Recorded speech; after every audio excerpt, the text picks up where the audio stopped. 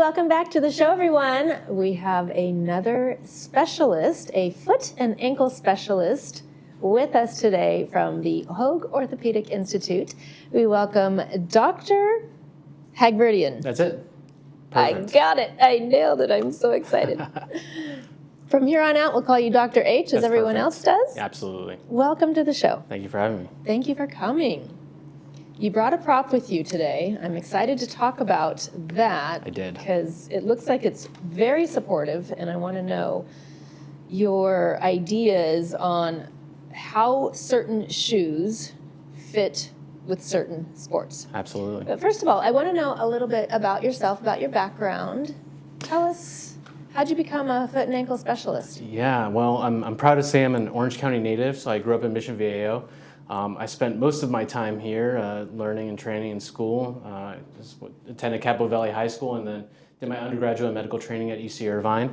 I then decided it was a good idea to experience a different part of the country, so I went out to the East Coast. I did my orthopedic surgery residency at the University of Pennsylvania, and then my specialty training in foot and ankle surgery at Duke University. But then I decided it was a good idea to come back to Orange County weather, so I'm back now. And in terms of my interest in orthopedic surgery and foot and ankle surgery specifically, I was really enamored with the ability that we as surgeons in orthopedics and especially in foot and ankle to offer patients a real intangible and especially immediate benefit. And it's not a very common phenomenon in a lot of medicine, but for us it is. It's also a rich field with a lot of diverse pathologies and conditions that we treat on a day-to-day basis, and that's what really keeps me engaged and focused with my patients every day. So I'm really proud to be a part of the specialty in the field, and I'm grateful to be able to take care of patients with problems in the foot and ankle. Wow, congratulations. Thank you. Such a wonderful accomplishment. And you know, the foot is so, it probably feels like you're doing a different job every single day, right? Absolutely, yeah. It's in a lot of specialties in surgery, we oftentimes do the same surgeries back to back to back. It's not the case for me, and I think that's what really keeps the day exciting and allows me to treat patients on an individual basis. So what are some of the most common injuries that you're seeing or treating for your patients? Yeah, absolutely. And like I said, we treat a wide breadth of conditions in the foot and ankle. Everything from bony and joint injuries like fractures or arthritis of the joints in the midfoot, hindfoot, or forefoot. But we also treat soft tissue injuries like tendon and ligament injuries. They can be overuse related conditions like tendonitis, all the way to acute injuries like ruptures in young athletes.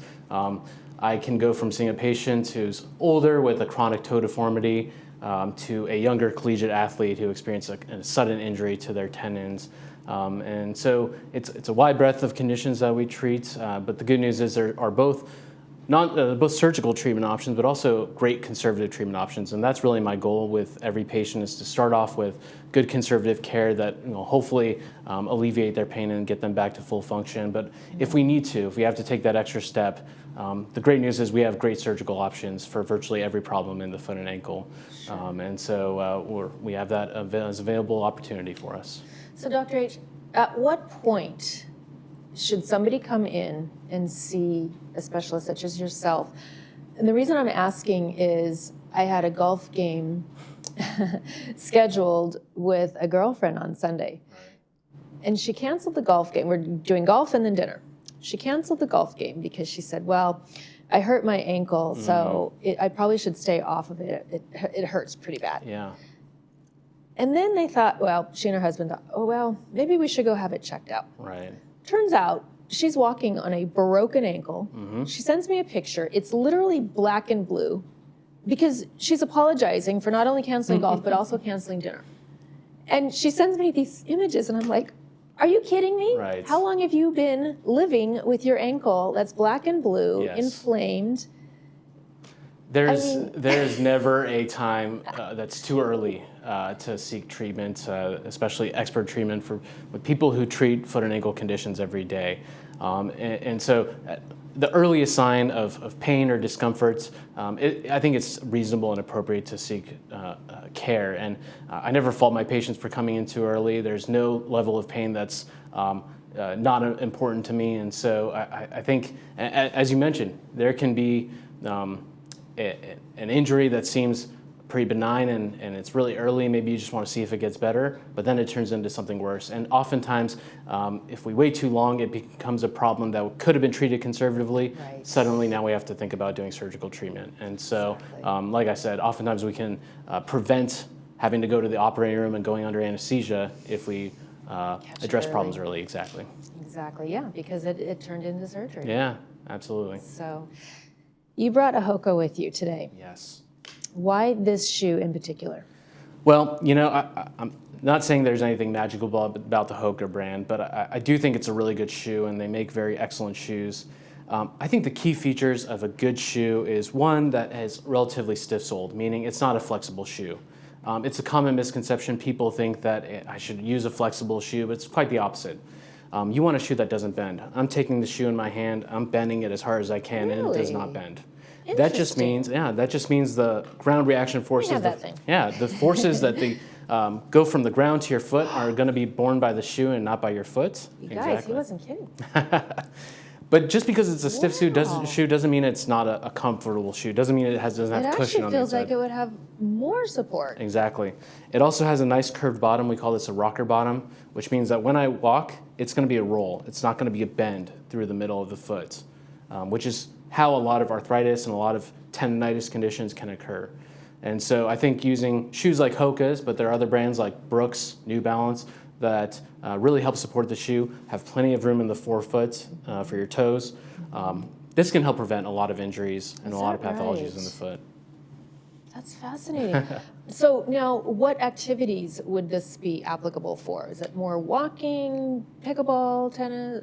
Yeah, I think it's a great shoe for daily life, but also a great shoe for sports. Any shoe where you are looking, any sport where you are looking to use your foot a lot. That can include any impact sports like running, jogging, tennis, pickleball, all these kinds of sports. This is an excellent shoe for. Other sports, like if you're a resistance training athlete, if you're looking to be in the weight room, it may be better to have a shoe that's flatter, like a Converse. Something that's also stiff can provide better support in those environments because you're not really looking to roll or bend as much as with those kinds of sports. Interesting. Yeah. Wow. That is something that I would have really never considered. Yeah. I would just thought, I'm a Brooks girl, so that's my go-to. Right. And I would use that for absolutely anything that I do that's active. Yeah, absolutely. And there's a variety of different shoe options that have these features. They're not necessarily inexpensive. They do range typically between $150 and $180. You can sometimes get them on sales. But the good news is they're very durable shoes. I have a pair that I've worn for about the last 3 to 4 years, and they do not break down. As opposed to you get a pair of shoes that's $50 or $80, they start to break down within 6 months. So there's a difference in the construction, but that's worthwhile. Interesting. Yeah. Good to know. Yeah. So in your practice, do you also see a lot of bunions? I do. I see a lot of bunions. They're extremely common in all age groups. People think they only affect older individuals, but they can affect even young individuals as well. So help me understand, what exactly is a bunion? Yeah. Is it some sort of growth on the foot? It's a good question. A lot of people think it is a growth, but it's actually not a growth. It's not a growth. It is the deformity in which the toe starts to deviate or turns to the outside of the foot. What causes that? A variety of things. We oftentimes think it's just wear and tear of the joint. That can lead to ligament injury within the MTP joint, that's the knuckle joint of the foot. Is it always the big toe? It is always big toe. It can affect the fifth toe, that we call a bunionette or a Taylor's bunion. They're very similar. Baby bunion? Exactly, there you go. It's a very similar phenomenon and treated differently, but we have a variety of different options for bunions and bunionette deformities. So does it always result in surgery? No. I think first and foremost, the first line of treatment for a bunion deformity is using a supportive shoe with a wide toe box. There's plenty of room in the foot so that you're not experiencing as much irritation or friction on the big toe. That can be extremely helpful. But what I would discourage people from using is you'll oftentimes see bunion splints, which are devices that try to straighten the big toe. That can occasionally be used for comfort, but there is no device on the market that is going to straighten the big toe. That can really only be achieved with surgery. You can also use a toe spacer. That's a great option, it's a device that goes between the first and the second toe. It just keeps the big toe off the second toe, so it doesn't rub as much and doesn't cause much irritation. But that's another great option that helps to avoid surgery. Well, hopefully an option isn't to stop wearing stilettos. Well, we have to ask about that. We oftentimes think that narrow shoe wear can contribute to bunions, so it's a tough situation. But if you wear a good shoe 90% of your life and you sacrifice 10% by wearing a stiletto, I think you'll be okay. Well, that's good news. I'm not giving those up anytime soon. Perfect. So, Dr. H, is there anything else that you would like our viewers to know about any types of services that you can offer them? Yeah, and I think in general, like I said, my mantra is start with conservative treatment. And I really try to listen to the patient's goals and expectations. But I think anytime we can avoid surgery, it's a great outcome. But like I said, if we have to deviate and go towards surgical intervention, we have a vast array of options. My goal as your surgeon is to listen to what your expectations are from the surgery and partner with you in the preoperative setting, in the OR, and then postoperatively to make sure we achieve your desired function, goals, and expectations. And that's a process for both the patient and for myself. But I really want my patients to know I listen to them. It's my #1 goal to take care of them and get them back to what they want to do. And so I'm more than happy to see any patient for any problem. If you've been dealing with the foot and ankle problem for a long time, see someone, and I think you'll feel a lot better if you do. Wonderful. Thank you so much for being here with us today and for bringing Mr. Hoka with you. Thanks for having me. Now I have a full understanding. You're watching This Day on Village TV. We'll be back after these messages. Stay with us.